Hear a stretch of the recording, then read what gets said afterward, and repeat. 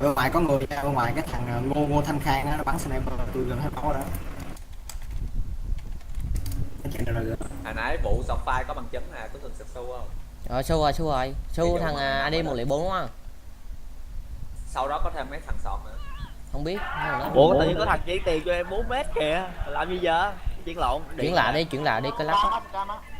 Trần ơi, ngày mai thấy anh có trên trong danh sách bị phạm nha. Ngon.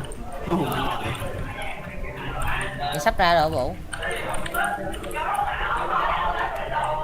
Mít nào ồn ta? Do Cho xe xe, cứ cho xe Ủa? quay. một là do Tụi mày nhìn thấy nó trong đó không? không biết sao. Ok. Tại chỉnh on nó. Chỉnh on luôn chỉnh nó. Ui, Quá hay.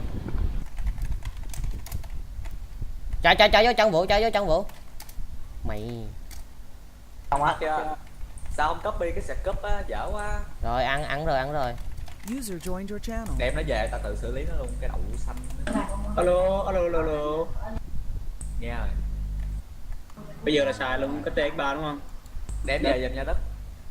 Đây xử lý ra nó, mày xử lý nó kêu mày kiện cái kiểu mà. Sao nó biết tao chết hay chưa? Tao được cứu mà. Cứu hả? Alo cho tôi hỏi hướng dẫn tôi cái này cái. Làm cách nào để chỉnh cái nút tự động á, cái nào ví dụ làm cách nào để chỉnh nút tự động á anh ơi. Ví dụ Hỏi dùng quốc á.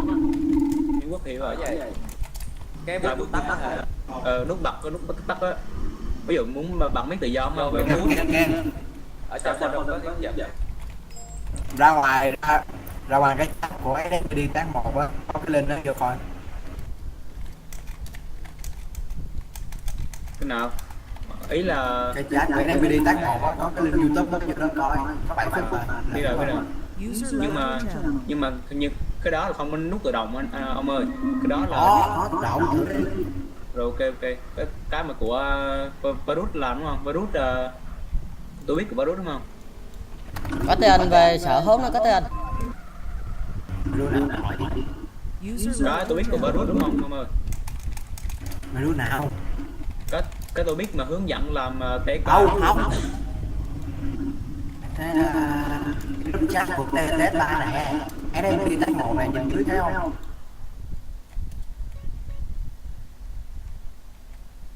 Thấy chưa kìa? Yêu cầu hỗ trợ tình huống rồi ok thấy rồi. xe NLG theo tượng lũng hai lốp, đối tượng mắc lái, đối tượng đang ở banh này, đối tượng sụp.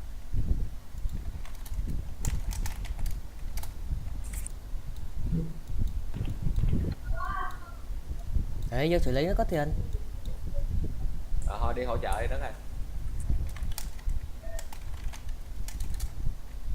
Hồi ôi mày sẽ quy hộ tao cái.